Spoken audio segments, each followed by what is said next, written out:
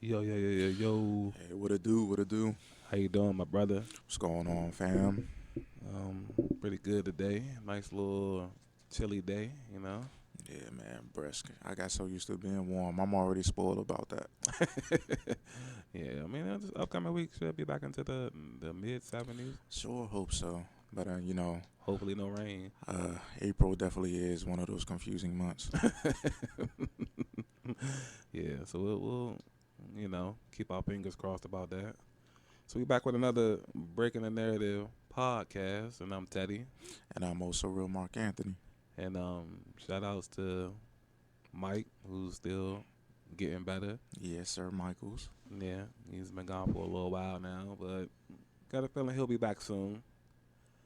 So today we're going to touch on a topic that pretty much plagues, I'm not going to say everybody, but majority of people in life, and that's fear. Um, Talk about fear, and then we're going to talk about, like, obviously different types of fears that we might have and how to deal with fear, how to maybe get over fear, you know what I'm saying? Mm-hmm. So even though this is a very simple word, I still have to do the thing where I read the official definition so we can know what we're going off of because there's plenty of people out here that might have different definitions. Oh, that's not what fear means, you know what I'm saying? Yeah. Well, if you actually, and what I have discovered, I really thought I knew a word, which I still do, Mm-hmm. but because I challenge myself, try to challenge myself every day, Okay. like reading a few words, especially the ones that I already know, and check out the definitions. And the breakdown of the definitions actually be like a little mind blowing because it's just like, yo, like I didn't really know. Like it just gives you a different insight, even though you really know a definition. It's just like it just gives you a different perspective of Yeah. the definition, like Yeah. how it break it down. So yeah, man, Yeah. you doing quite the justice for a lot of people. Oh yeah, and that's what we have to do. And plus, just to let people know what our foundation is. Mm, So when we tell our stories, when we make the arguments and stuff like that, this is what we're going off of. big facts. Not like any other, it could mean this, it could mean that, you know what I'm saying? Mm-hmm. So, by definition, fear is an unpleasant emotion caused by the belief that someone or something is dangerous, likely to cause pain or threat. That's the noun version. The verb version is to be afraid of something that is dangerous, painful, or threatening. Well, it's pretty simple, but we still have to throw that out there. And a rabbit hole of a word threatening is in there in the definition, so that it takes it for a whole nother tangent. Yeah. So to start off, first and foremost, do you have any fears, or is it what's your biggest fears? If you're not, you know, I'm definitely gonna say that I do have fears. I'm not okay. gonna be one of them type of people. I ain't afraid of nothing. I'm scared of nothing. I ain't afraid of nothing.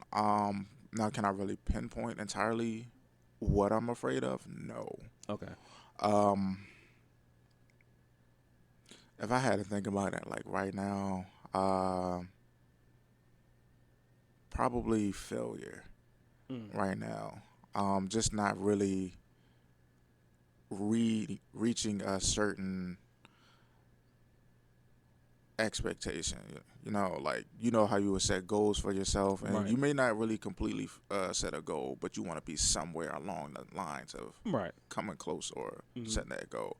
So I think that might be it, which I never really thought would be a fear of mine, You're okay. because and I guess it's just coming with age, but like some people have the typical fear of spiders and all this other stuff, boom, boom, boom. And then, and I started thinking of stuff like that as I was getting older. But now it's just like, yeah, like not being successful at a certain range is probably what one of my biggest fears is, because of how much it means to me, because what I'm going to do with that success. Right.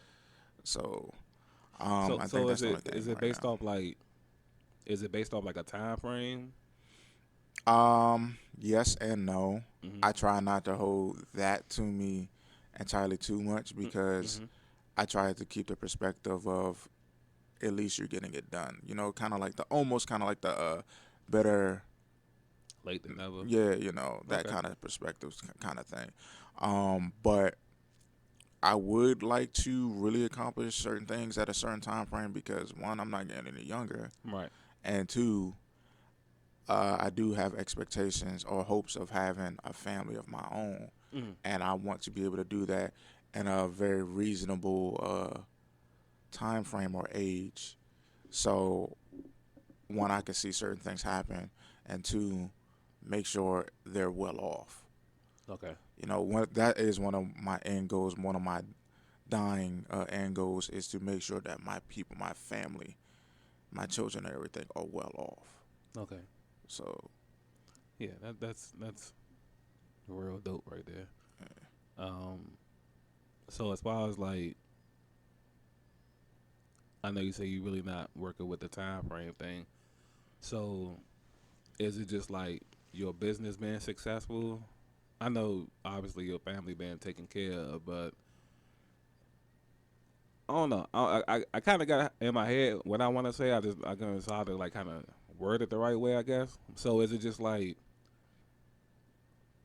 the business that you're partaking in now? Is it just that being successful, or is it something that you want to just be successful at that, then branch off into something else, and then that's it? Or um, it's always going to be something else as well to come along with it. It's not okay, just one specific thing. okay, Um, and with that, just the endless, or what seems to be endless, of not knowings of what can come along. For example, finances going through, mm-hmm. falling through. Somebody could scam, or just like a click of a button, all the finances are gone, or whatever. Yeah, Like yeah, shit like that. Um, so my eggs are not entirely in one basket, mm-hmm. but a great deal of eggs are in certain baskets. Okay, Because certain things obviously have higher priorities. right, Other things I'm just doing just because it's another form of finance and business. mm-hmm. You know, like I try to be careful with my investments or what I invest my time into or whatever. But yeah, I think that's really what the true fear comes from, Right, because of the obstacles that could possibly be in my way along that.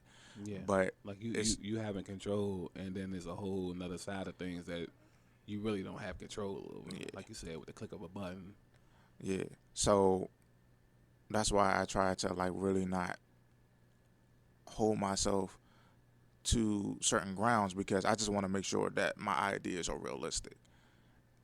But Okay, at the same time, I don't want to talk myself out of stuff either. Like at this point, when it comes to those fears, it's just like cross the bridge when you get to it. okay.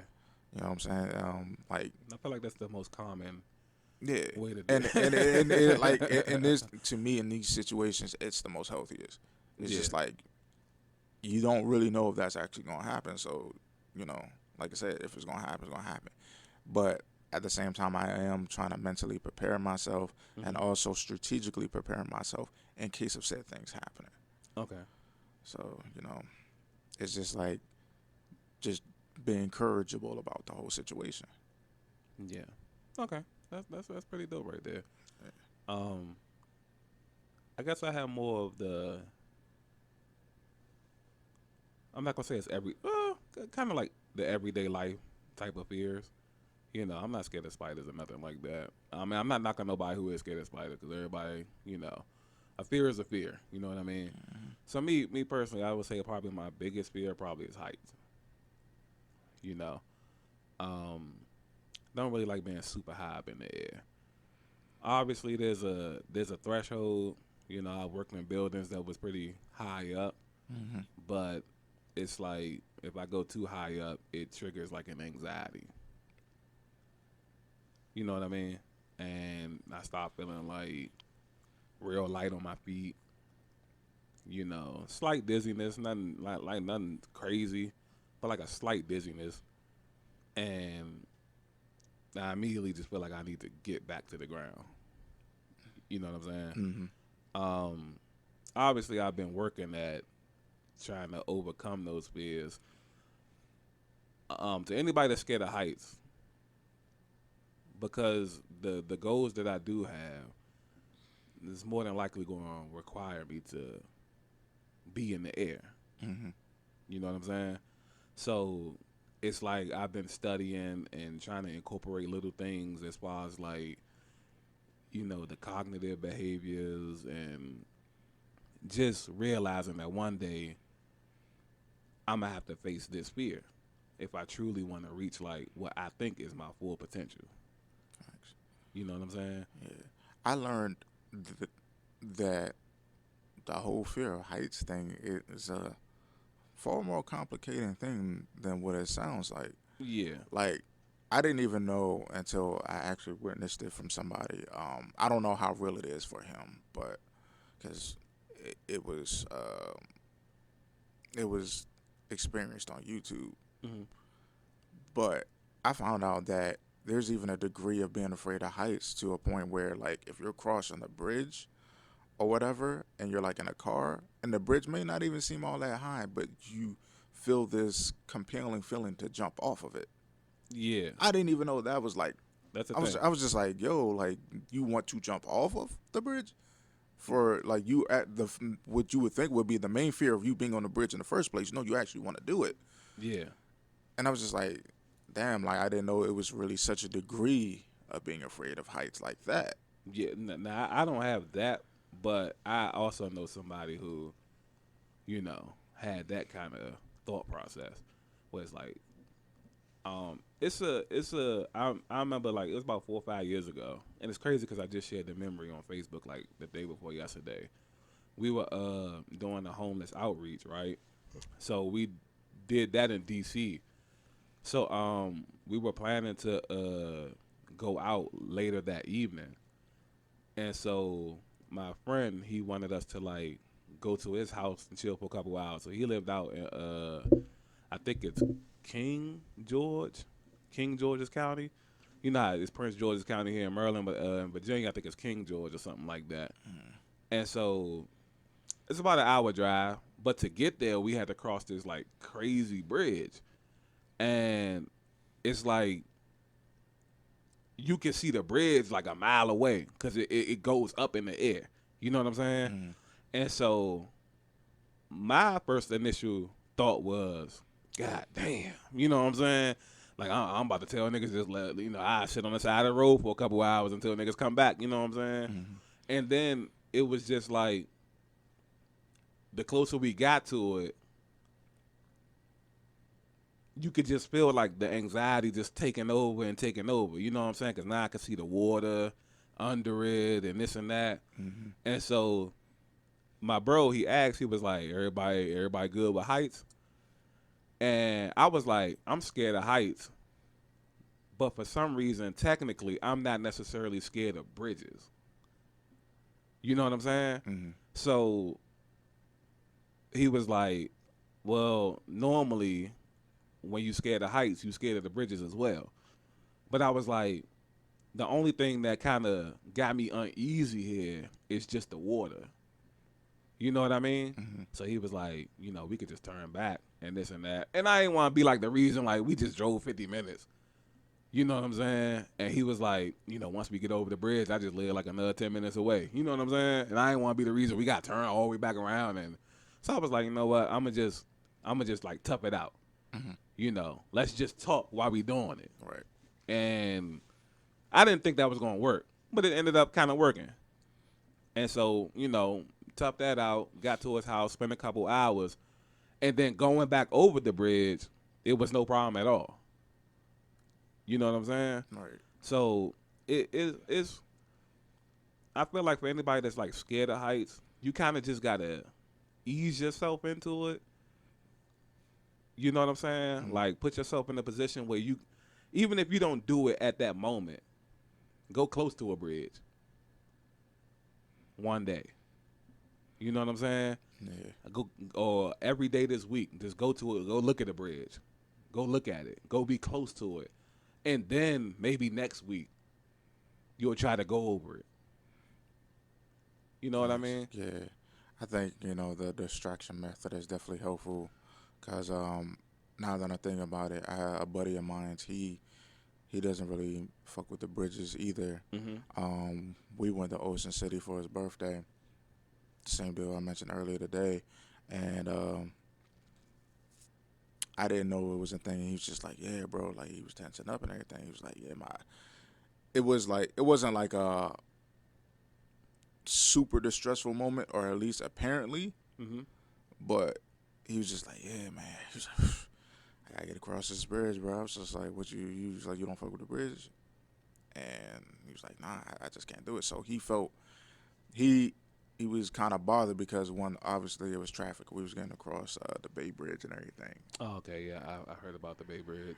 and so he was just like, "Yeah, man, I can't fuck with this traffic right now, man, because I'm trying to hurry up and get across this bridge." And I was just like, "All right, cool." So we're just gonna talk and listen to music, just like bullshit. And so it kind of helped him through. It was just tedious because traffic, it just It slow down. he had more time to look to the side and Yeah, everything like slow down the that. process. But of course, I did realize like I try to keep him in certain lanes as well because obviously when he was going to certain edges or certain lanes, it brought him closer to seeing downward. Right. So, but then coming back, he was not as bothered. Right. Yeah. Yeah, I kind of feel like once you initially do it, and you just be like, damn, I made it. Then it's just like, okay, yeah, I think I can do this again. And then hopefully, if you decide to go back, my advice in that situation would be like if you scare the bridges and you finally do cross the bridge, try to keep going over them. hmm Because if you go a long time without doing it, you probably give time for the anxiety to, you know, build back up. yeah. I had the same issues with roller coasters.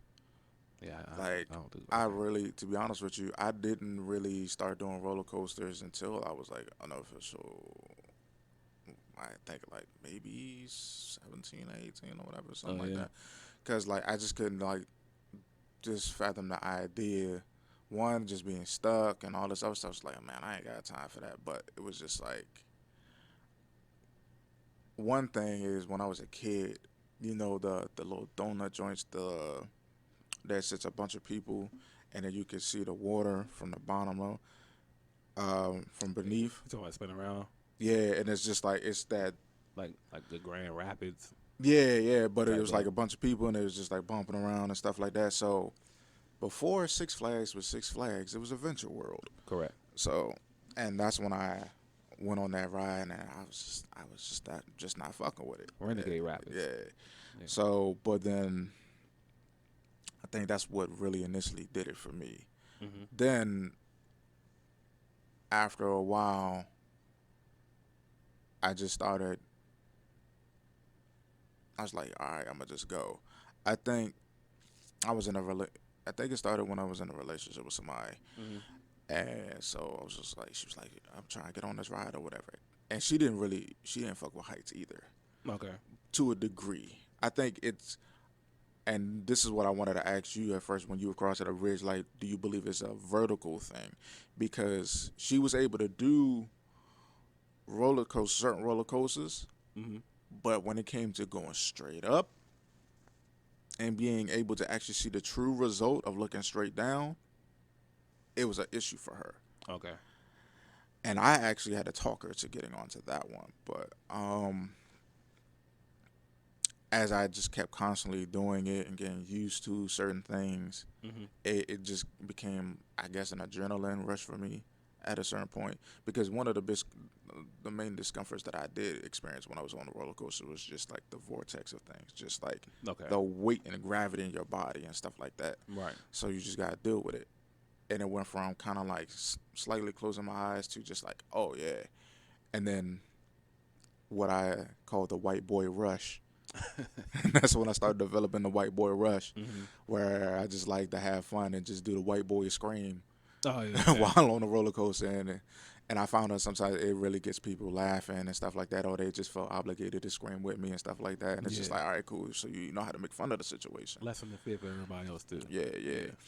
Um, but I wanted to ask you, was it like a vertical thing? Because like when we got on what I just call the Tower of Doom, I don't know the official name, but like where you just go I call it straight. Tower Dome too. Yeah, so you just go straight up. When it, cause I know that's not the name because I think that's the name of the Universal Studios. yeah. So I wonder if it was just a vertical thing because obviously you're just going straight up and then you're falling straight down as naturally you would do with anything that you would fall off of. Right. No, for me, I don't think it was. I don't think it was vertical because I remember. I remember one time I was catching the train. I caught the train to New Orleans, and it was.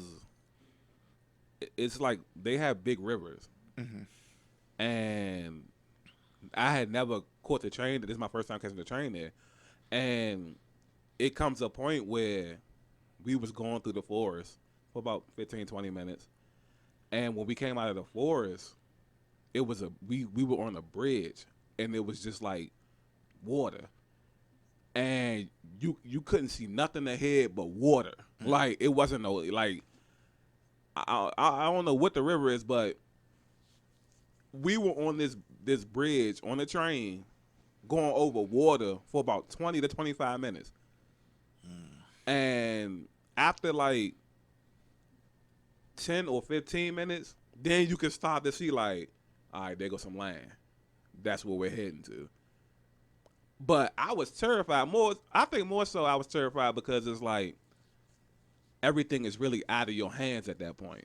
Yeah. Because if the train fall off the track right there, it's a wrap. You know what I'm saying? And it's like, I guess it just all boils down to like the fear of dying, I guess. You know, at that moment. And I don't know. I kind of felt like more scared on the train because, you know, it's up to the train driver. Or it's up to everything operating finally versus like us being in the car. And I think that kind of adds to it too because it's like, I feel like if I'm the one driving over the bridge, I might not be scared. Because I got the ultimate belief in myself. Yeah, you it's just, at that point, it's just based off of how you dissect everything. Right. The situation, like, you know, having more control. Because I do the same thing even to this day now. Like, it doesn't bring me to a point where it's just like, yo, I gotta get the fuck off of this bridge. Yeah. But if I sit there long enough, eventually I probably could talk myself into a fear of it. Because I think about it all the time. If the car goes over, what we gonna do? Am I gonna jump out the car while it's falling over? Or am I gonna try to wait till we hit the water first? What's the smartest idea? Is the gravitational pull of the car sinking gonna bring me on the water or whatever? You know, because that there is me dissecting the situation, but for the worse. Right. Like, I'm thinking of all the possible negative things that can happen instead of the possible strategic things to survive it. Right. So, you know, I guess that's literally what happens to all of us. Is just like, you know, the what if and then this, and then this, and you know, you just bring yourself into this downward spiral. And that's exactly what it is. So about the roller coaster thing. So fun fact, the Rapids thing that you was talking about, I actually operated that ride when I worked at Six Flags. That whole little section of roller coasters in that whole little area. So I worked at Six Flags. It took me about 2 weeks of working at Six Flags to understand and accept that I would never ride roller coasters again. In a 2 week span. So many roller coasters were breaking down every day. I've never had a bad experience on a roller coaster, but I just seen it way too much for me to be like, yo, I can't do this. It was a ride that's like 2 rides over from the Rapids, the Renegade Rapids jump. It was called the Iron Eagle. And it sits about, I want to say about 30, 40 people. It's shaped like a big wide like boat or something. And it sits about 30, 40 people in it, and they lift you up in the air, and they get to flipping you upside down and side to side and stuff like that. But, you know, you harnessed and strapped in and stuff. And one day, I was operating a ride. It's called Shipwreck, and it's just like a little log that people get in. They go around, they go up a hill, And then shoot straight down. and make the big splash. Yeah. So I was on that, and the Iron Eagle was literally like right next to me. So the Iron Eagle jump is flipping upside down, and it gets stuck. Why 30, 40 people upside down, and the jump gets stuck for like 2.5 hours. No, hell nah. And it's like all I'm thinking about is like, damn, blood rushing in niggas' heads. Like, I hope niggas ain't got no brain problems. I hope, you know what I'm saying? Like, And that's actually one of my favorite rides too. the boat joint, yeah. the shipwreck? That rock. Nah, I guess it's called. I don't know what it's called, but the way you described it sounds like the boat that just rocks back and forth and then eventually goes. that's full. That's another one that it's like the Iron Eagle, but it just doesn't do the flipping. But yeah, it goes back and forth. Yeah, that ride was cool. We never had no problems with that jump. Unless it fall off the hinges or something. But nah, they literally had people stuck like 2.5 hours, and then after they finally like got the thing operating, got the people down off of it, later that week it got stuck again, and they had to shut that joint down for the rest of the summer. And that's when I was like, yeah, stuff here just break down too much. Yeah, our Six Flags does not have the best. It doesn't. Yeah. It does not have the best rap sheet at all, bro. Like, shout out to rest in peace to the 14-year-old that got killed because he was on the little whatever it's called. We just call it the Tower of Doom. But yeah, he was on that, and I guess he either obviously they say he was too heavy for it. But they let him get on anyway, and he fell out of the jump on the way down. You know what I'm saying? And you know how he just shoot you up real high, and then come down a little bit, then you go back up, and then it kind of like drop you real fast. Yeah, like when it dropped him, he fell out and just splat. You know what I'm saying? And just that fast, like you dead. You know what I mean? Yeah. So rest in peace to him. But yeah, I never could really. After working at Six Flags, that kind of just turned me off from roller coasters. Period. Like, nah. So we got both our fears out the way. Now we could kind of talk about some general fears that people might have. So, are you're open to talking about the fear of dying thing? Because I feel like that's like probably the biggest fear. Yeah. In humanity right now.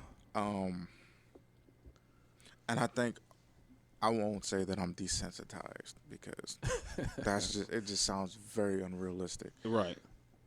And you really don't know what it is that you're afraid of until you're in it.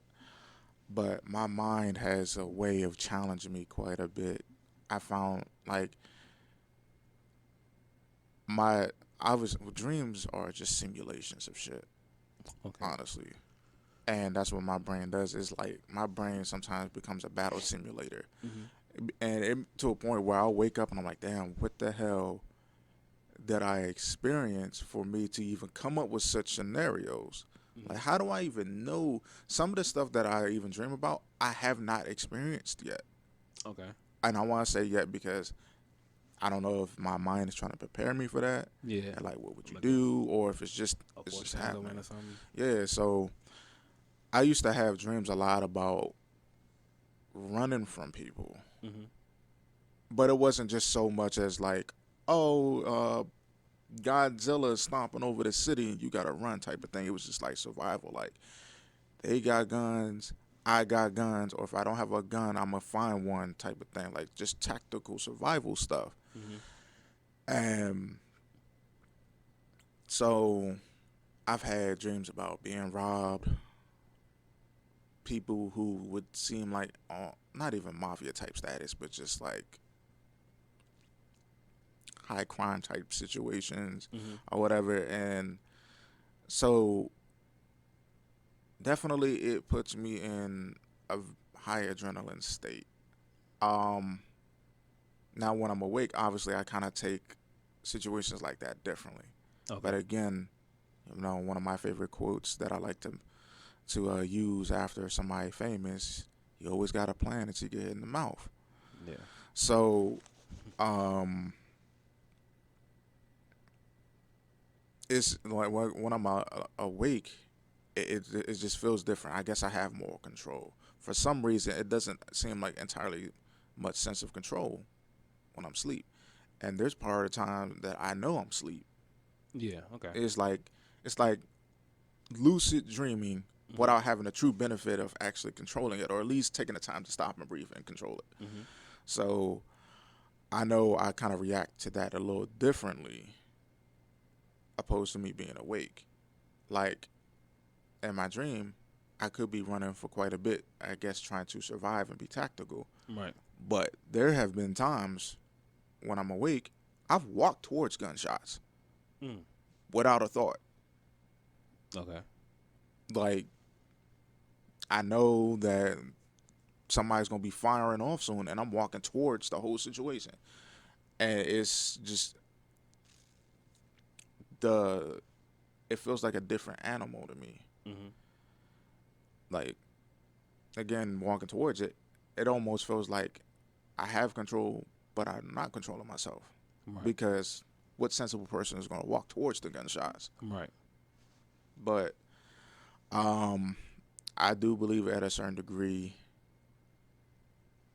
I would have a fear of dying based off of how I dissect the situation.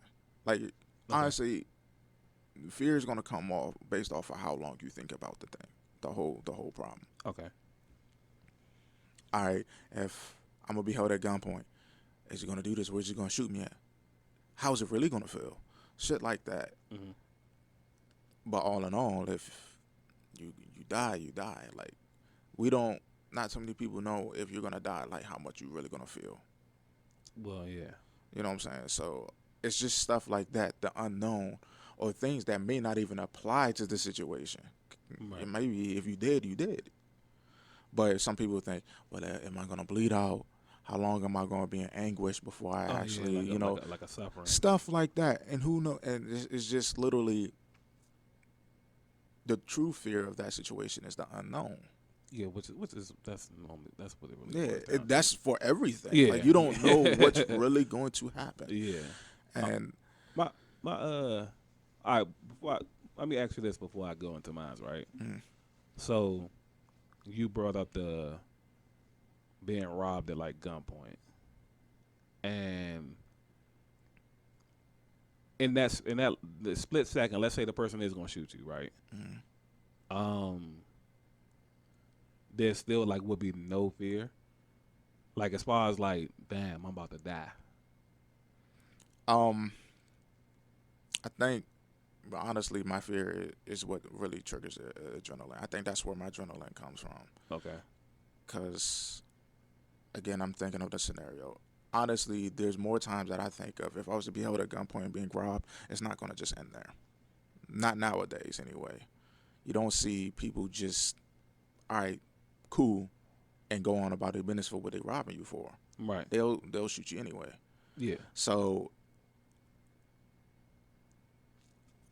I guess, again, it goes back to not having a successful robbery, if that makes any sense. Like, damn, there's no such thing as successful robbery, or at least for the person who's getting robbed, a successful robber for me in that situation would be this, is to just simply fucking survive. But how? Now, because there's so many things that's going to go into that equation. Mm-hmm. How you going to get the gun out the person's hand? Assuming that they're robbing you with a gun. And if you can't, how you going to get away?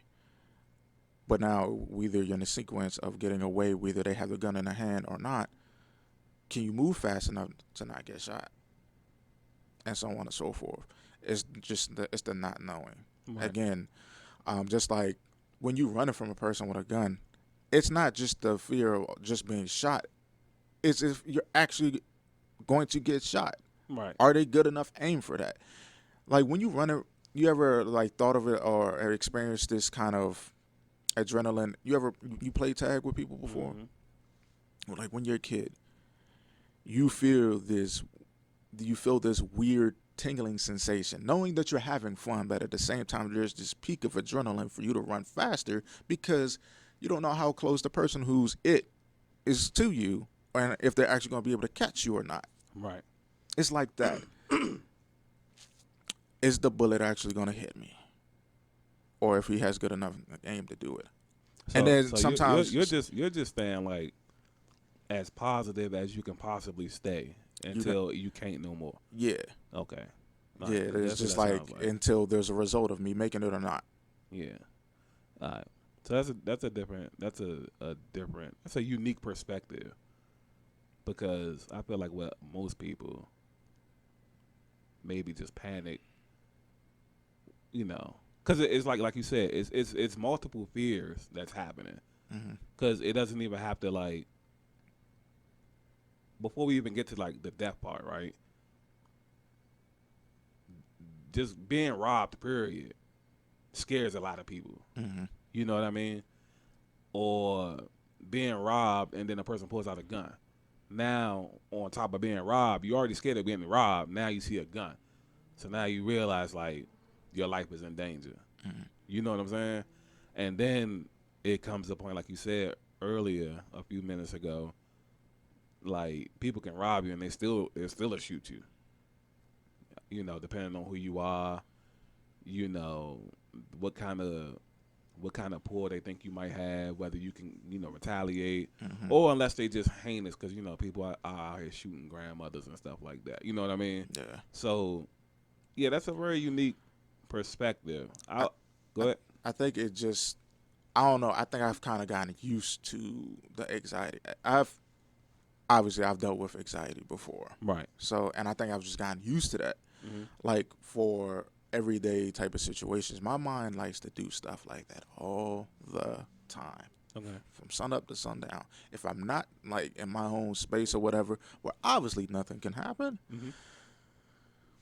my mind will just like, all right, cool.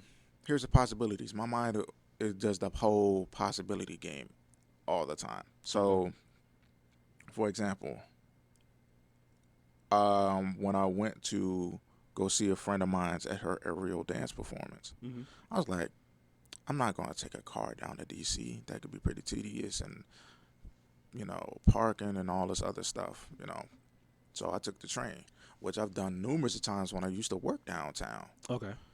So I had my Fitbit on, and I was like, something just told me, all right, well, let's take a look at my heart rate. And my heart rate was going in the hundreds. My resting heart rate is typically 64 to 67. But it's at 111 going up. And I'm just like, that played into a factor. Like, now I'm paying attention to certain things, and it's just making it go up even more because now I realize it exists. But I'm sitting here positioning myself, and I do this all the time, but this time it just seemed like it was almost fresh and new to me. I positioned myself on a train to where I could see at a certain angle and degree. I'm sitting at a corner where the seat is by the wall and window, and I'm sitting at a degree where I can see in front of me, from my left, the door. In front of me is just a very few seats, which is another corner, and the door to passing into another cart of the train. And then I can kind of see both. I can see the door on the right completely. At the peripheral, it's kind of like I can see the door on the left. I can see the map in case I need to go up and get anywhere, or if I need to stand up. I try not to stand up as much as possible. But then also, if somebody was to sit in a row behind me or anywhere near me, I can kind of see that as well. But also behind me, I thought of these weird scenarios. What if somebody just pops up with a gun and tries to shoot me in the head? Why? I don't know. Right. Shit like that just pops up in my head. Wild imagination, I guess. And so with that, I can now look into the other window, which is going to reflect who's behind me. And it was a couple of young dudes there as well. Again, adding to the scenario, sometimes young dudes got, for no reason, shit to prove. Right. Now, I'm thinking, if they were to try to do anything, how am I going to respond? What am I going to do to get away with this shit? Or whatever. But also, I try not to draw too much attention to myself. Mind you, I'm wearing a mask and I got sunglasses on, so you can't really see my eyes. I look like I was a hitman. But I'm just like, all right, so if this was to happen, boom, boom, boom, what am I going to do? So now my mind is literally trying to prepare me for a certain type of things. And it does that naturally now. I feel like I've gone through anxiety so much that unsubconsciously I'm positioning myself for a retaliation if I have to. And so now I've gotten so used to doing that everything is a tactical response now. And I guess that's probably why I have the behavior or attitude of crossing the bridge when I get there. Because, yes, you can think of all types of things that's just going to scare the fuck out of you. But I've been through so many scenarios where things do not happen, opposed to things actually happening. Yeah. And then it's just like, I don't know, kind of like how you say you have control if you were the one driving the car across the bridge. I have more reliance on myself because I know what I'm capable of. But it's just the fact of it actually happening. It's probably what brings fear to me the most. Right. So what you feel about like people? Because it's like, I guess when it comes to like all the other fears, there's like ways around it. But with this, it's like it's inevitable anyway. It doesn't have to be like a a situation like that, you know, where you're getting robbed and killed. Like, you can go through a full life. At the end of the day, you're gonna die anyway. So it's like, I know for me, I want to say when I was younger, it was necessarily probably like more so how it would happen. That was like mainly the scary part, versus like the actual thing itself. Because how I think about it is like this. What year were you born? 91. 1991, right? So where were you the other 1,991 years? That's how I think about it. I was born in 1989, and I was like, wherever I was at then, that's where I'm going back to. So Actually, I've had thoughts about that quite a few times. Yeah. You know what I'm saying? And that it kind of helped me lessen the fear, because it was like, you know, life has been accounted for 2,000 years basically before I got here. So your essence, your spirit, your something was somewhere. Your existence was somewhere. We might not have a recollection of it, or it could have just been like, you know, you could have just been pure nothingness, and then that's just what you're going to go back to. You know what I mean? But it's like, for me, it was more so how it would happen. And I feel like now that I'm older, I understand, like, growing up and you grow up in certain areas, you get traumatized by your surroundings. So I'm seeing people get killed at like 11 years old. And then you get a little bit older and you got friends dying at 15. And you got friends dying at 18 and 21 and 24. And I give you an example. My birthday was a few weeks ago. I turned 33.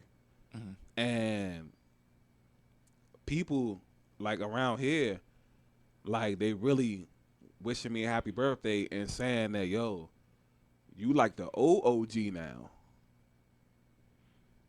You know what I'm saying? And it's like, they looking at me like that, and I'm only 33.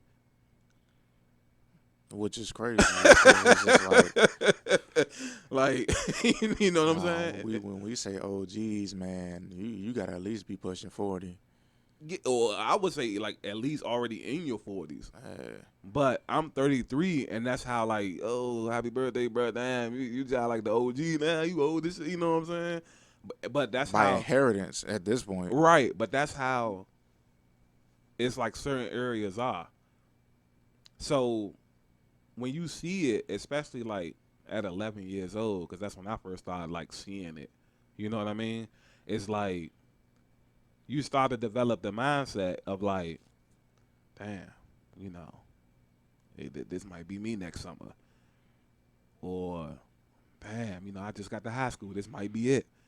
You know what I'm saying? Like you just, it's like every single day is like, damn, I might get killed today. Damn, I might get killed today. Damn, I might. You know what I'm saying? Facts. And that's like what I was talking about before. And I guess that's what really would play into my fear as well. Mm-hmm. Like again, you know, like being successful at a certain time frame. When you have life taken from you at a certain point when you're not ready, and you're just like, well, damn, man, I still had the intention to do this. When you had something set out to you, Mm-hmm. it's more than just set out to you mentally. It's set out to you emotionally. Right. And it's hard to let that go when you like, damn, man, like my life is left on incomplete. Yeah. And I think that really is what like plays into a lot of people's fears with dying. Is like they're not ready yet. It's like I still got something to do. Yeah. It's not time. Because of course when it comes to natural causes, just like as age and stuff like that, it seems more easier to accept because you assuming that you are living on to an age for many, many years. Yeah. And it's like, damn, well, you know, like I've had plenty of time on this earth to do this and this and this and this and this. And you reflect on how much you've done in this world, opposed to you dying at 30, 20, or 11 or whatever. It's just like, I haven't even experienced life yet. Right. Have I had a child yet? Have I had my own house yet? Did I do this yet? Like, I still had so much I wanted to do in this world, and here it is, I'm being taken away from it, and I feel like I have not yet to get my life in order for anything. Right. Because obviously, if you're dying at the age, it's almost as, and I don't want to say that it's not by natural causes, because there's infants, unfortunately, that didn't make it because of certain conditions or whatever. Yeah. Yeah. You know, but you're just being taken from this world when you least expect it, when you had the intentions of living much more time than what Right. you have been at that moment. Yeah. And that's another thing that I'm glad you brought that up, because that's another thing that plays into it as well. Is like the misconception of time, because we see people like live to be 100 or 80, 70, and we just think everybody's supposed to do that. Mm-hmm. But that's like the furthest from the truth. Because like you said, you know, outside of like getting murdered or something like that, it's a lot of kids that die from cancer. Or some type of health deficiency. Maybe they wasn't born with strong enough lungs. So your lungs can only carry you to 6 years old or 7. Or you know what I'm saying? And it's like, because we so accustomed to like the society's perception of life, which is given to us by the government basically, Mm-hmm. it's like we expect, damn, if I eat right, if I do this and do that, I'm gonna live to 100. Yeah, when you don't reach that expectation, then that's Right. the most scariest part of it all. Right. And I feel like if people were to like take away that expectation of living a long life, I feel like one, but I guess it's how can you do that though? Because we brought up and raised a certain way. You know what I'm saying? So it's like, how can you really? You can't really. I don't know. It's just In the perfect world, I it's guess. definitely written into us for sure. Yeah. The way, and I just thought of it while we were just literally talk about this. Mhm. I feel like I'm a 50-50 of that because of this. Do you know? To be honest with you, 5 years from now, I don't even see myself anywhere in 5 years. I can't even see that far. Right. Right. Which probably is for the best because, again, I mean, I can tell you what I hope for and what my plans are. Yeah. It doesn't mean it's going to actually happen or come in full fruition. Right. Life, and that's if I am living at that point. Right. God forbid that I die any sooner, but if I'm living to see that, because also there is the fears in the living. Like if you live that long and you're not succeeding at certain things, you're gonna have to live with that. Yeah. But honestly, when people ask me, well, where do you see yourself in 5 years? I don't know. I really don't. I can't see that. Yeah. And I'm kind of glad about that because, one, it gives me a little more to fight for. But if I was able to see into the future or whatever, whether I know I'm going to die or this or that, or if I had certain expectations and I don't reach it, or I know that I'm not going to reach it because it's like you can kind of like seeing your impending doom coming before you even get to that point, it just brings much more anxiety on you. Yeah, I'm about to say it's way less pressure because say like what you're doing now, you don't even know if that's like your real calling. Mm-hmm. It could lead, like what you're doing now could lead you to your real calling. So in 5 years, you might not even be doing such and such. You might be doing something completely different. But because you saw yourself trying to do this, it goes like to what you said in the beginning of the podcast. Like now, you gonna feel like a failure. Mm-hmm. It's just not falling short. It plays into a lot of things. Like, I got two examples of that. If there was a meter of how many steps you can take in life, for example, you are expected to take 1,000 steps in life. That is an entire lifespan, theoretically, or whatever. But your meter is obviously not showing that. The very moment that your meter is completely empty, you are not able to take any more steps. Mm-hmm. So, say you are at 950 steps. You only need to take another 50 to complete that lifespan. But your meter's not proving that. It's proven to be a lot shorter than another 50 steps. Anxiety hits. And then anxiety turns into fear. And literally, that's another, typically another term for fear is anxiety. Mm-hmm. Or a more realistic example. You only have $150 in your wallet to buy groceries. But as your groceries are continuing to get scanned and you know you need just about everything that you had in your cart, but you now see that the price is starting to come close and then exceeds over $150. How do you feel? That anxiety. Yeah. So I kind of like look at it like that. The certain perspective and expectations of certain things and what you believing or thinking or actually experiencing you falling short. Yeah. It's a fear. Just like as if you were not completing everything in your life that you were hoping or expecting to, and you are dying, and that's you falling short. Right. That's why I try to always incorporate crossing the bridge when we get there. Yeah. Because at the same time, it's like, is it really meant for me or is it not? And if I was to die today or tomorrow, that's why I try to live as the best person that I can be, so I will never have to second guess my steps, and nobody else can ever second guess my steps on the way out either. Right. So I can be able to think, well, damn, you know what? I did enough. I would have loved to do more, and I wanted to do more, but damn it, I can definitely say I did enough. Yeah, this is good. Yeah. You know. Yeah. So I guess it's a bunch of different ways that you can kind of conquer that fear. But I still feel like because of like what you said a few minutes ago, like because it's still the unknown factor, you know what I mean? Mm-hmm. That it's always going to be some type of like when I was still working at GW, right? Like when my anxiety was triggering, it wasn't because of like dying or nothing like that. It was because of like stress and all that type of other stuff. It would be my coworker, and shout out to my coworker because he used to super look out for me, like giving me rides home and stuff because he knew like me being on the metro for like 2-3 hours, it was like it would add to the anxiety.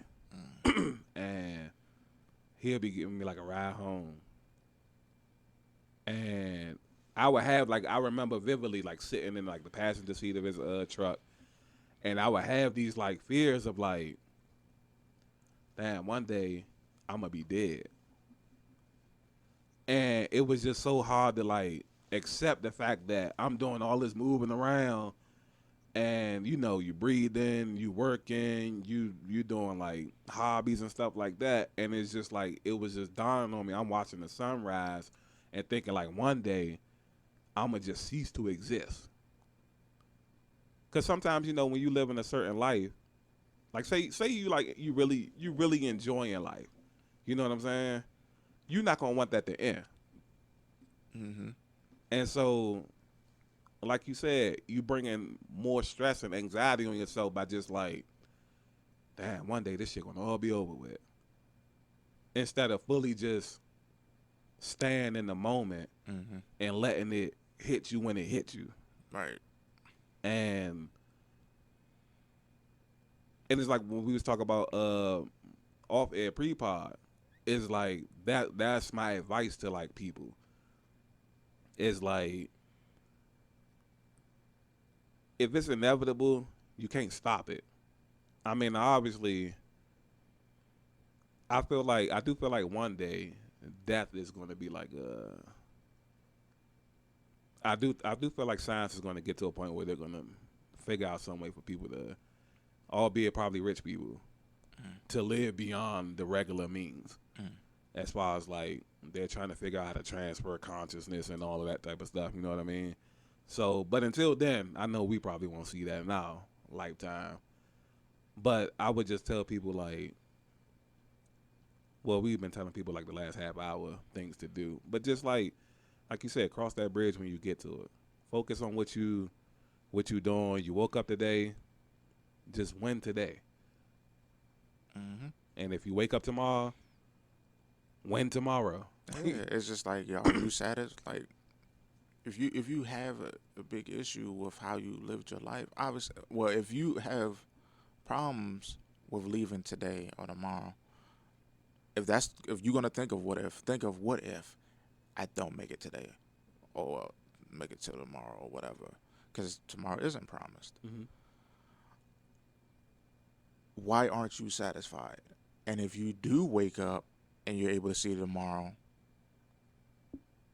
use tomorrow and so on to accomplish those things you haven't accomplished yet that obviously fit on your list of being unsatisfied. Right. Like, start taking those steps towards that and getting that done, because every second is not promised, every minute's not promised, or whatever, every day is not promised. So just like, all right, if that's the case, if you find time to do so, do it. Contribute to that. Every penny counts. You know what I'm saying? So, Facts.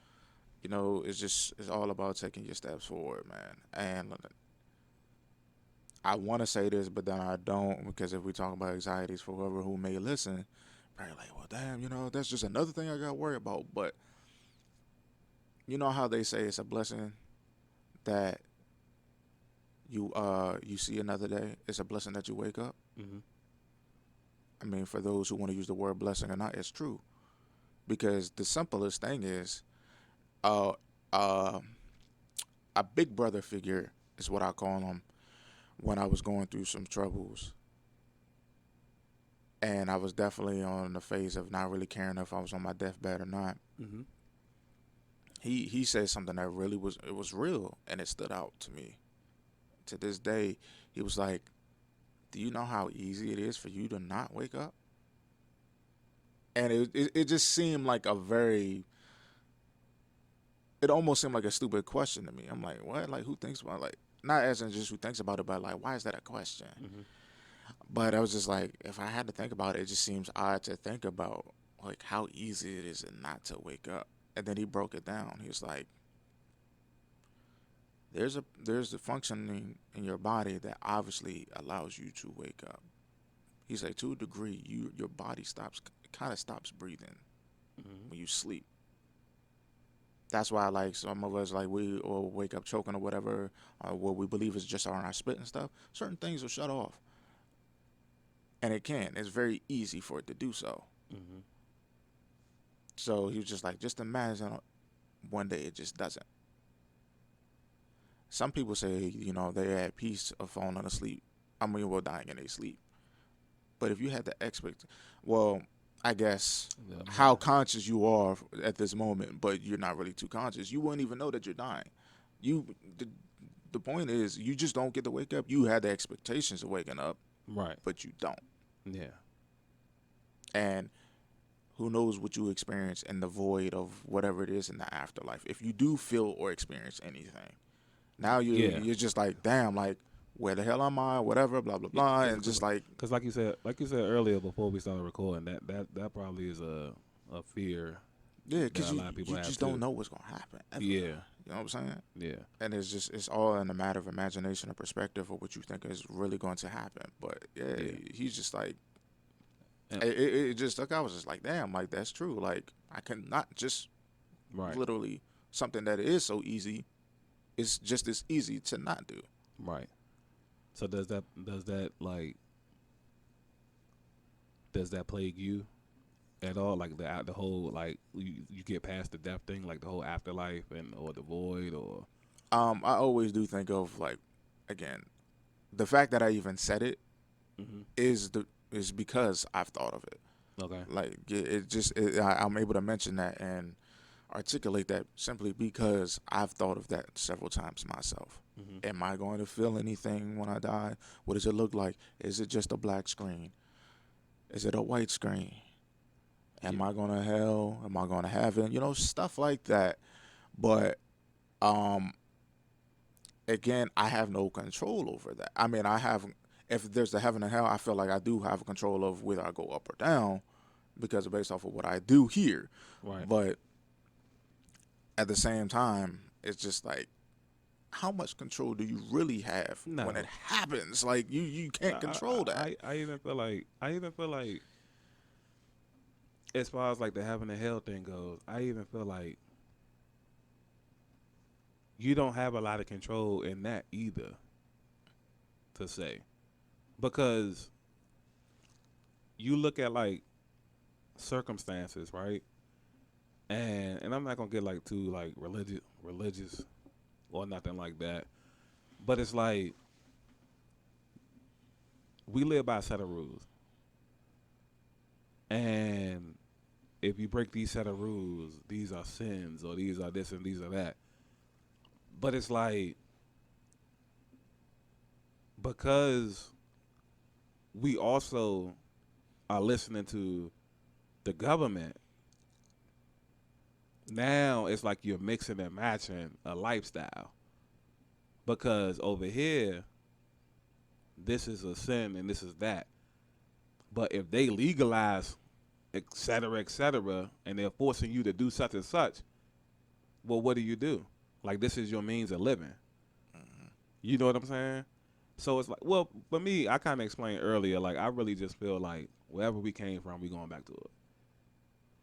Like you said, I feel like I was born in 1989. It was a black screen for 2,000 years before I got here. And on top of it, did you really experience that black screen? Or right. You just like, they like, cause I'm born, so. Because that's all we got recollection of. Like, I just knew one day I was able to remember stuff.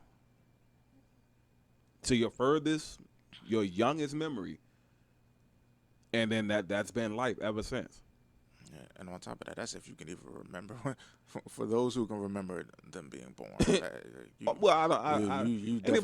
got a strong conscience. Yeah, anybody that says that, I'd be kind of skeptical of. Like, maybe they need to be tested, or crazier things that's happened in this world. I ain't gonna judge, but like I said, if you can remember that, you definitely got a strong conscience. Yeah. So.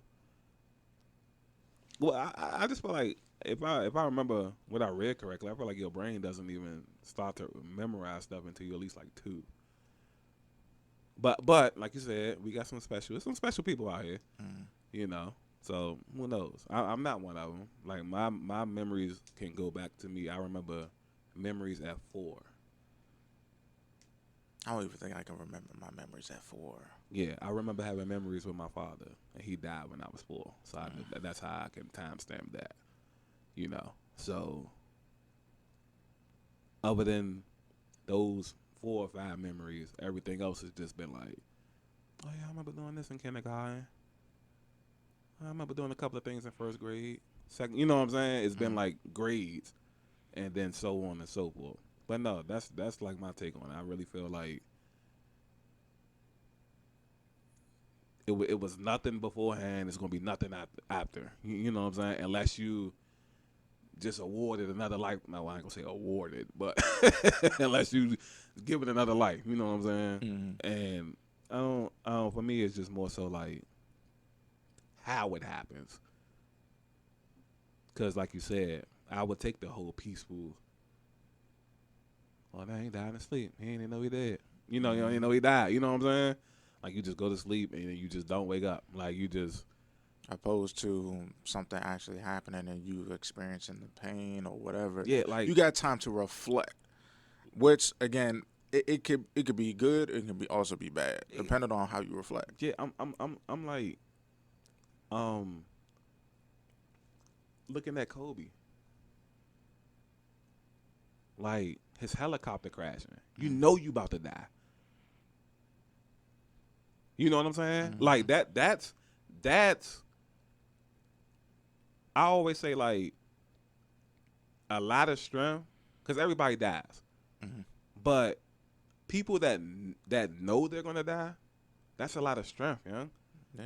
Like, when people get cancer,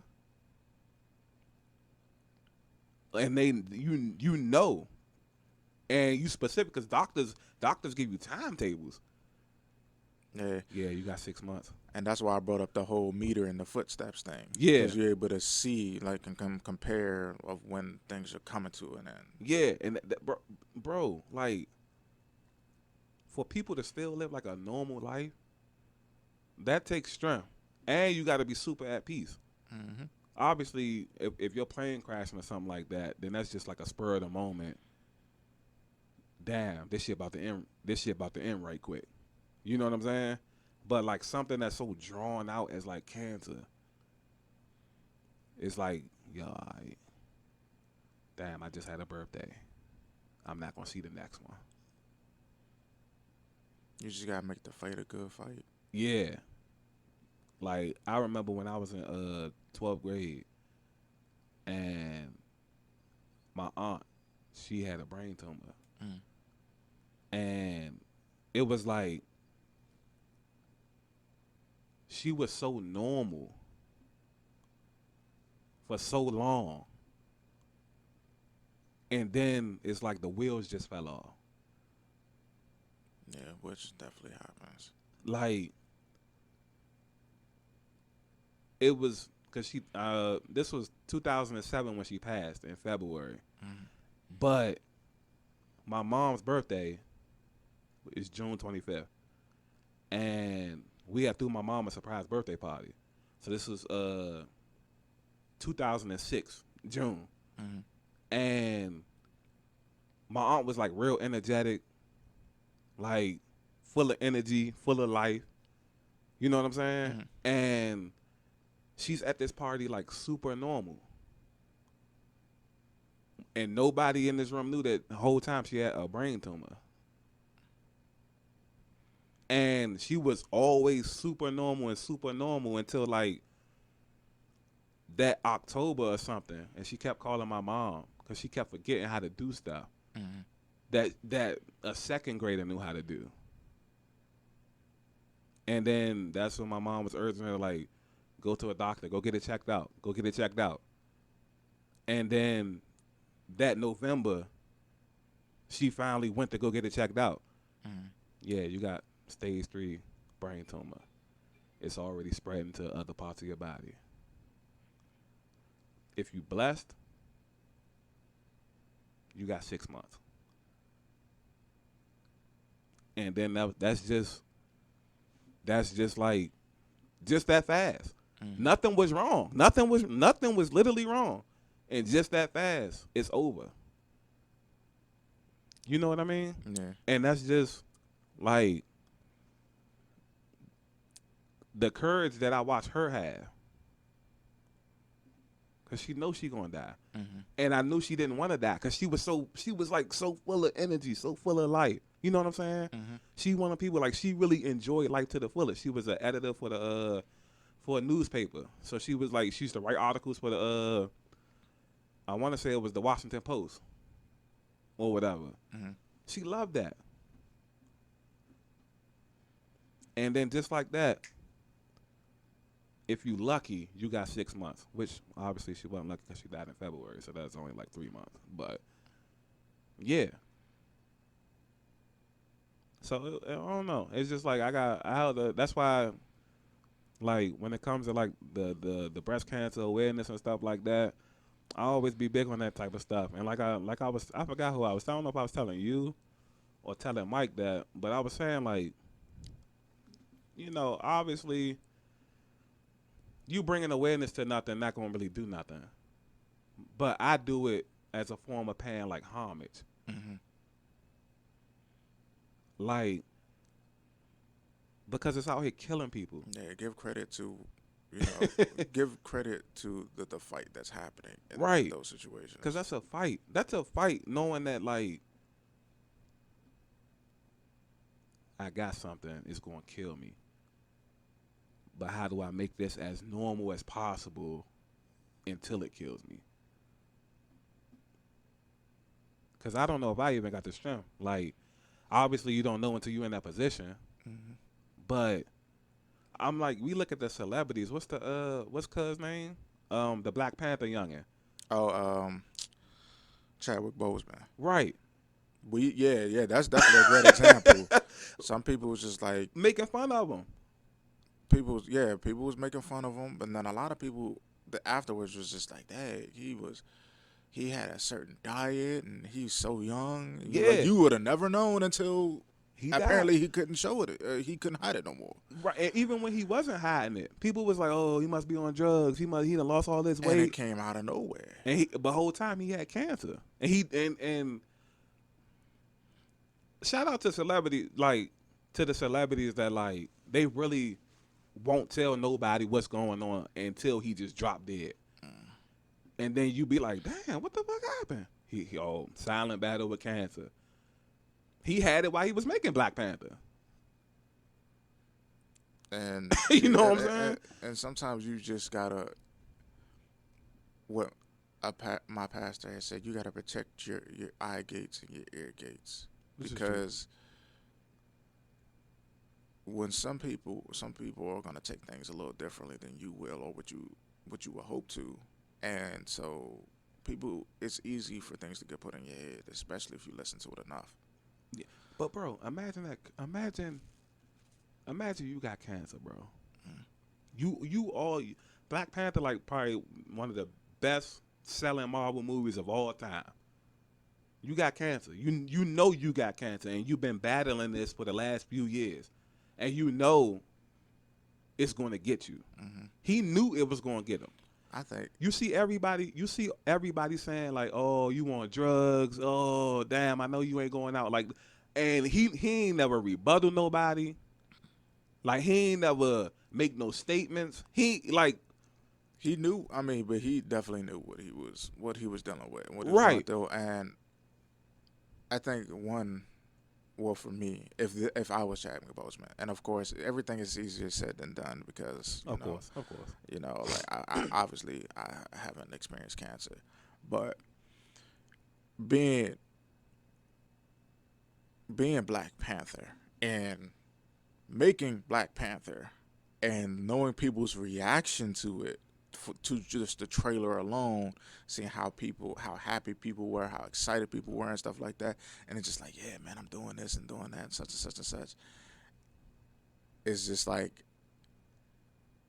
especially playing a superhero like that, it's just it's perfect storm. Yeah, it's the perfect feel for you because right at that point you really do feel like a superhero. You're doing something that everybody loves and enjoys and empowers them and encourages them and so on and so forth. And you're playing the superhero. You're playing somebody who has superpowers and all that good stuff. It kind of helps you relieve that pain because it's like This is my standing ovation right here. And that's probably how he took it. Yeah, you know what I'm saying? Like, I have, that's his blaze of glory. That's strength, bro. Yeah, man. Like, it's just That's all of how you look at Yeah, it. that's courageous because it's like he ain't never say nothing back to nobody. Like other celebrities was making jokes about him. Like And outside of movies, he was doing so much. he was yeah, He was doing a lot of shit. Like, at the same, he's like, look, man, I'm young and all this, but I've accomplished a lot. Yeah, because he was like, and then you know, And not just for himself either. when you look at it, then it was like, damn, now it all makes sense because he literally would pop out everywhere. You know what I'm saying? And now he had cancer. He's just trying to take everything in one last good time. He had all the award shows. He had NBA All-Star Weekend. He had the Super Bowl. You know what I'm saying? He's literally every single where. And like I said, is that, and like I said, more than just his endeavors of how iconic it makes him look, but just the things he did for the world. Yeah. Like the places he traveled and people he helped and all that. Like literally, he inspired the kids. Yeah, The biggest inspired the kids. And I'm pretty sure there's still so much more that we don't know of. Oh yeah. So it's just like, of course. he Yeah. he is, despite the fact that he's just one person and it doesn't change the world entirely, just the chunk that you did is a big fucking deal. Yeah. It is, because one, everybody's not doing it. Out of all of us that exist in this world, we're not doing, not every single one of us is doing a selfless thing, for one. And two, just at the degree that he was doing it, especially while he was battling what he was battling. That's crazy. Like, bro. Ridiculous. Like yeah. it's an infinite hand clap for real. Yeah, that's absolutely ridiculous on his part. Like that's And to those other people who were still doing things, who are not even celebrities, that are just right, because that's average Joes. Because that's what I think about too. Like, you're not gonna get the big coup de grace. Yeah, you know what I mean. Still doing it. Yeah, you still wanted to do it. Yeah, you just because that's the type of stuff that make me like very emotional, and it's like it makes me emotional because it's so, I don't know, now it's just so fucking rare to see. Yeah, and it's like you doing all this good and you're not gonna get flowers. People might not know you exist. It's you know, no matter what, you could be doing something like firefighting, and you done saved like 100 lives this year. But when it comes down to like credit, the station is going to get the credit. And it comes down to like maybe who's popular and who's not, but it takes like the full team. So it might be somebody that like, damn, I be forgetting cuz name. You know what I'm saying? Yeah. It's just amazing just seeing somebody just care that damn much. It's like, look, just, I really fucking care. Now I'm like, no, like, I couldn't help but, when I see people who just care for the simplest things, big or tall, well, big or small, my bad, but like just for that, it's an automatic emotional thing for me, because you don't have to care, or at least that's what a lot of people say, and a lot of people don't. Facts. Or they do care, but they try to hide the fact that they care. It's just the fact that how rare that is, or how rare it is to experience it, is saddening. But just to see that somebody care that damn much, it literally, it gives you something to compare. It gives you something to look at and hope for. Like, damn, it doesn't cost me nothing to be around somebody who will go this far for people. And that's priceless. Or anything, you know what I'm saying? It's just, and just to be next to that is awesome. It's definitely super dope. Like, I love it. I love it. And shout out to anybody that's like Because one, everybody's going through battles. Hmm. Everybody has something that has either been eating them alive, has ate them alive. Everybody been through it. Like, damn, life would be perfect if it weren't for this. Or damn, how I'm gonna do this? How I'm gonna make this happen? So Yeah, it's everything, bro. Big or small. Like even now, like this thought just came up, and then I was just talking to my mother about it yesterday. hmm It makes me think about my grandmother sometimes too, and how awesome she was. My grandmother was she obviously she was human, but I've hardly seen her in a negative emotion at all. right. And then on top of that, like it made me think of this one moment. I have a lot of memories with my grandmother, but at the same time not too many experiences, if that makes sense. Okay. Um but it was just one time, I can't remember how old I was. And so she was living in Glenarden, and it was like she had her house and everything. She lived her life. She traveled and everything, especially with her sisters, who to this day, uh, one of the sisters that she has here on this earth is 100 and some years old. Mm. God bless my aunt Grace. Um, but at the same time, like when you have certain perspectives, like the house and everything like that. I was like, is my grandma living okay? Like, is she struggling? Is she not? Like, or hmm is she okay where she at? And obviously, she was okay at where she was at. Okay. But the smallest thing that she did, it touched me to this day, and I never experienced anything like it before, or even afterwards. So, me and my cousins, it was a whole group of us boys. Would just show up to our house and we all decided to hang out or whatever because that was the neighborhood that it was easy accessible if it wasn't for another area. hmm We all hang out and it would just crash at grandma's house. And we'll all be passed out, dropped like flies, bodies all over the living room upstairs. And one time I actually woke up while my grandma was on the move. hmm And I seen her leaning over where my shoes were. And then as I fully woke up, I got up and looked at her. She went like this, putting her finger to her nose like shush, hmm like stay quiet. But it wasn't because I wasn't going to wake nobody, because she was worried about me waking somebody up. But what it was is when I went over to my shoe, she was just randomly dropping $20 in my shoe. Oh wow. Simple, right? But hmm at the same time, it's just like she just cared that much. Out of a whole living room full of boys, she's dropping $20 in my shoe, and she just cared. She just wanted to do something random, something nice. She cared that much Right. to just do something, just to be like, one of my grandsons, boom, here, and I just want to make his day, just for no reason at all. Right. That's dope. And I just thought I was just like, damn, like she didn't have to do that. It wasn't gonna make a difference to me if there was nothing in my shoe. It's a no normal regular day. Right. But then it was just like I witnessed her in action doing so. I witnessed her caring I was about to say to do somebody so, care.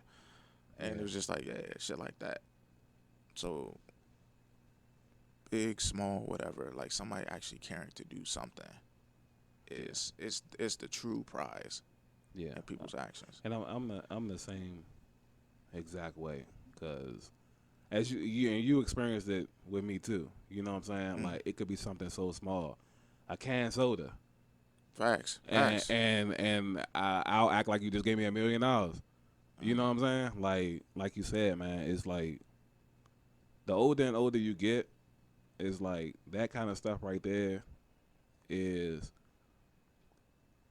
it's big on principle, but it's like it just has no price on it because you can't buy that. Mm-hmm. You know what I'm saying?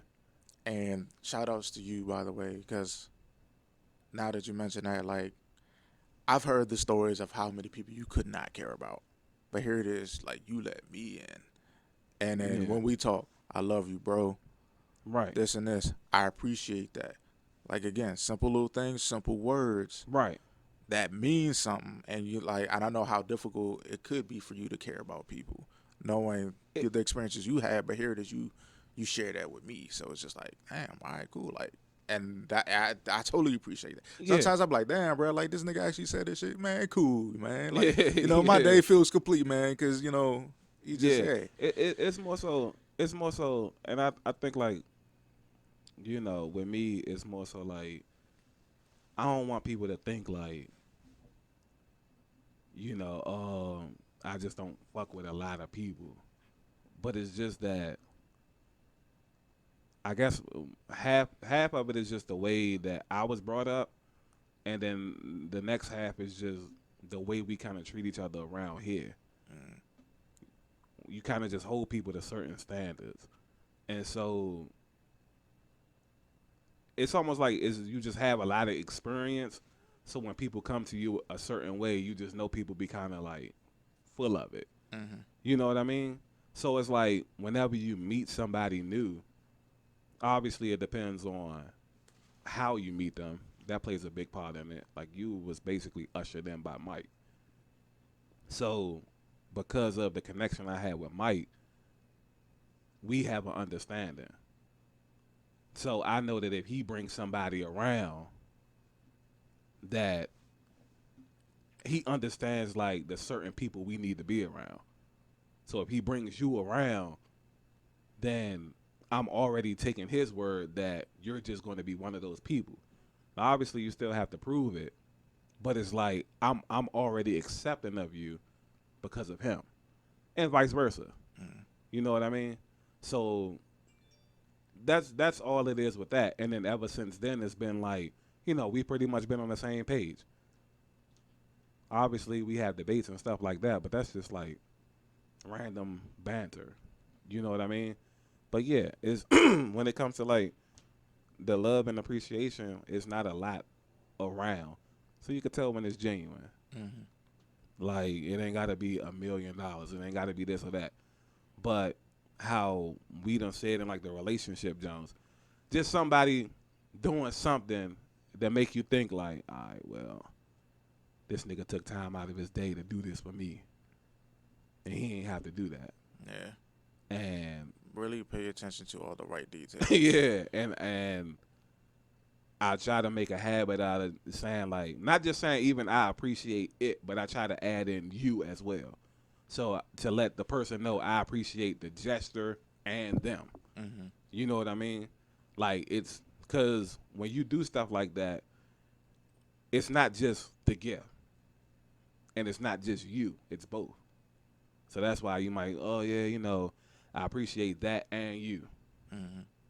Or I appreciate you and that. You know what I'm saying? And it's just like, man, I see how it affects people positively and negatively when they don't have that. And that's a lot of what's wrong with a lot of people now is they just don't have like that genuine love. And because they go through so much BS without genuine love, they start to become what they go through.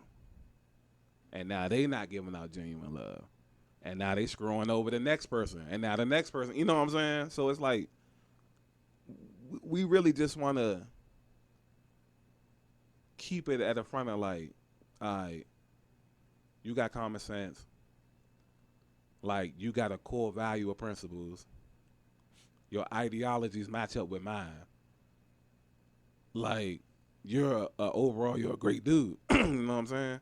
So it's like, it's just. Appreciate that, by the way. Oh, yeah, you're welcome. So it's like, it's just a no-brainer that, all right, this is like a real friendship here. This could be a real connection. And then you just carry it like it is. Like, it's like how we talked about in the friendship podcast. Like, you got to, like, show that appreciation like you would like your significant other. Or like you would your family. Right. And, yeah, that's just what it is, man. Hence the word unconditional. Yeah. And now I do straddle on the fence with that because it's like certain situations, it feels like the same thing just keeps happening over and over and over. And if I feel like a certain situation is not going to change, I'll tend to like remove myself from it or something. But technically, that wouldn't be unconditional. So you know what I'm saying? You see like where that gray area is, Yeah, I definitely get that. Now, when I say unconditional, I mean of course it's just like people are gonna have certain levels for certain people, right? and just because you remove yourself doesn't mean that that same level doesn't exist. Right, It's just that now it's starting to become detrimental to you to stay in that situation. right, But all in all, if it wasn't unhealthy to you or whatever you or it doesn't destroy you, you would still give it, bad or good. That's why to me. I would say it's unconditional agreed. because that same level still exists. It's just like, damn, I wish the circumstance was a little better Right, for me to still give it to you because I still want to give it to you even to the bad at this point. It's just that it's destroying me, and it's gonna be counterproductive if right, it does destroy me because then I'm not gonna be there to give it. right. That's a perfect way to say that. So yeah, so I guess it is still unconditional love. Yeah. So I'm gonna read off these since we were talking about fears. Mm. What I normally do in my therapy videos is we just gave a bunch of examples of fears, and so what I like to do is I like to read off some like remedies, if you will, on how to basically basic steps on how to go towards conquering your fear. Mm. So I'm gonna read these off right quick, let you get some final words, and we're gonna get out of here. All right. All right. So number one, it says that when you're dealing with a huge fear, to take time out. It's impossible to think clearly when you're flooded with fear or anxiety. So the first thing you need to do is take time out so you can physically calm down. And then it says that if you got any light hobbies, to engage in a light hobby, maybe walk around the block, take a shower, or so you agree with that? Yes. Yeah, that's dope. Number two, which I completely agree with this. This is a big help. It says breathe through the panic. The goal is to get the mind used to coping with panic, which in turn will help take fear away. That is very true. I found that when I was having anxiety attacks, deep breathing definitely crushed like an anxiety attack. The problem with that is normally when you're having anxiety attacks, you're having problems breathing. But if you can catch a deep breath, all you got to do is catch one. If you can catch one, you just keep going, and then you'll calm down. Yeah. I agree with that to a degree. I Mhm. mean, because I do see some people that had some troubles doing that, but they'll do it, but it doesn't help them really. Mhm. But the part to where I do agree with that is it gives you something to focus on. Because obviously, and I actually like didn't pay attention to how much focus you would sometimes have to put on proper breathing. Yeah. Because I went to a hypnotherapist before, and she was like, just concentrate on breathing, like how you feeling your diaphragm and how you're blowing out and stuff like that. Mhm. And even to this day, like I'll do it sometimes. Like when I do yoga, Okay. I try to focus on my breathing and count at the same time in my head, Mhm. which for me it's sometimes a little difficult. It's like, dang, I'm sitting here and counting on, like actually trying to count how long I'm holding a certain position, opposed to me actually taking a deep breathe in. It kind of, it's counterproductive to Mhm. me at a certain point. Right. So I was like, all right, cool. What I'm gonna just do is I'm gonna just breathe and stop counting the breaths, opposed to, you know, how long I'm actually supposed to hold this position. So now it's just focusing, or one of the two I had to go. It's either I'm counting or I'm breathing. At this point, I sometimes just focus on breathing Mm-hmm. because you might able to go a lot longer than the number that you intended on stopping at in the first place.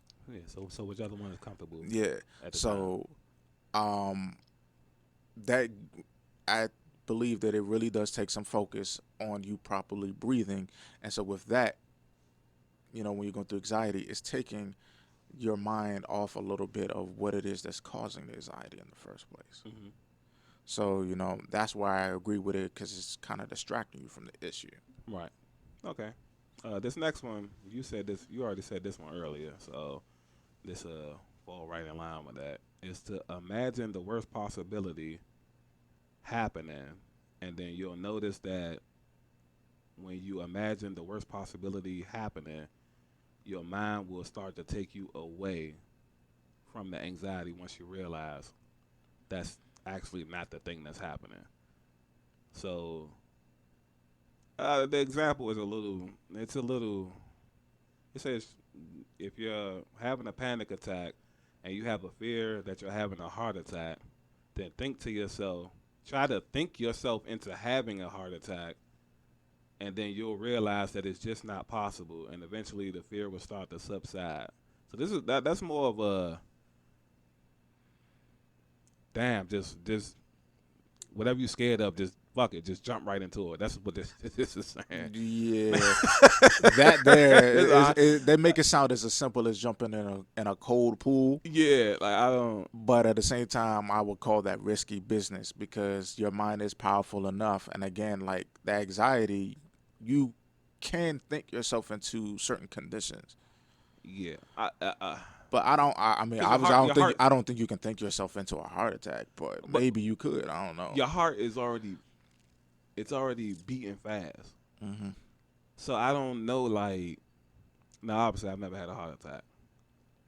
I don't know what more would need to do for you to be like, oh damn, this really is a heart attack. Like, you know what I'm saying? Mhm. Like, besides you obviously passing out and then you can't do nothing after. You know what I'm saying? So I feel like the example. I agree with the thing. It's just the example kind of. Yeah, it kind of threw me off a little Yeah, bit. I don't like that. This is a nice one. It says, "Don't try to be perfect." It says, "Life is full of stresses. Yet many of us try to live our lives thinking that we must be perfect. Bad days and setbacks are prone to happen, and always tell yourself that life is messy." So that's dope. Hey, and Yeah, on top of that, man, shit, bro. If it's messy as hell, you just imagine like, damn, I lived through that. I made it through that. yeah. That's the flex right there. Yeah, like damn, Yeah. bro. Like I went through hell. I'm proud of it. I'm here. I'm surviving because you it feels good to have something to compare and contrast to see the contrast of the good and the bad. And Because the bad gotta come first sometimes. yeah, and you can look at it and just be like, "Yo, I'm battle tested." Hmm. That's character growth right there. I've been through some shit. Yeah, yeah, yeah. Number 8, which is we preach this all the time. Talk about it. You got friends, family, therapists, whatever. Don't have too much pride and ego to Yeah, man. discuss the issues going on. Because you can possibly deprive yourself of some golden nuggets. Facts. Granted, pay attention to who it is that you're talking to and pay attention to the pattern of advice that's given to you. Because there's some people that'll slide some things and you think it's helpful, but it's actually digging you in a deeper grave. Yeah, So you got to pay attention to the certain responses that you get. But definitely, it's trial and error. yeah. Definitely gotta watch out for certain people. Those aren't your friends, by the way. Hopefully, you can decipher. It's normally easier to decipher who your friends really are when you're going through trials and tribulations. Just know what the difference is of passive aggression. Yeah. The last two is pretty dope too. So this one says, "Get back to the basics." Lots of people normally turn to alcohol or drugs to treat anxiety, but this will only make matters worse. Simple, everyday things like a good night's sleep, a nice wholesome meal, walks around the block, outings with your friends are the best cures for anxiety. Completely agree. Yes, because it doesn't cost you nothing. Yeah. I And- mean, they're getting too literal, but it doesn't really cost you nothing. It's not destroying you in the process. Yeah, the sunlight is good for you, and taking on like all that positive energy from your friends, it's really helpful Mm-hmm. because it feels like they're like channeling that energy to you. Yeah, you're just getting in the habit of doing it. Right. It seeps into you. And the last one is just reward yourself. It says every step is progress. Give yourself a treat. You know, you've been dreading, stressing, anxiety, depressed.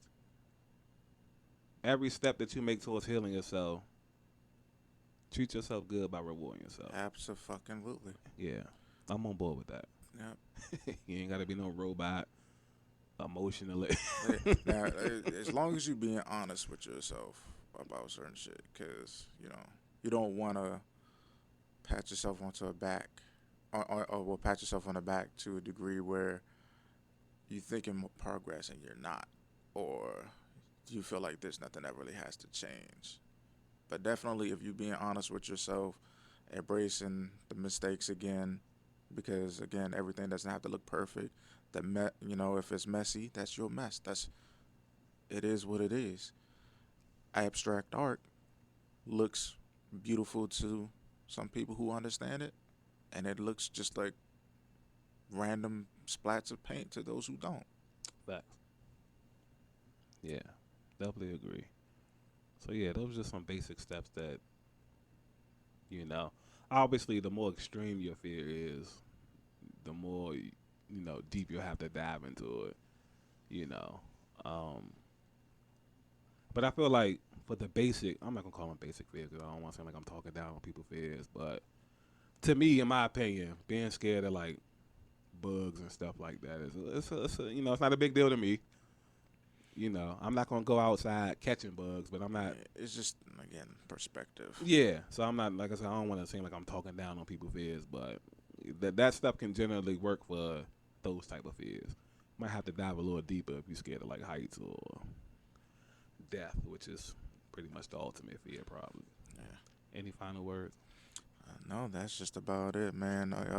That list of things definitely help put things um, very in concrete perspective, and definitely help put the nail in the coffin for that conversation. So, Yeah. So this is another Breaking the Narrative podcast, BTN for short. I am Teddy. and I'm also real Mark Anthony. We out.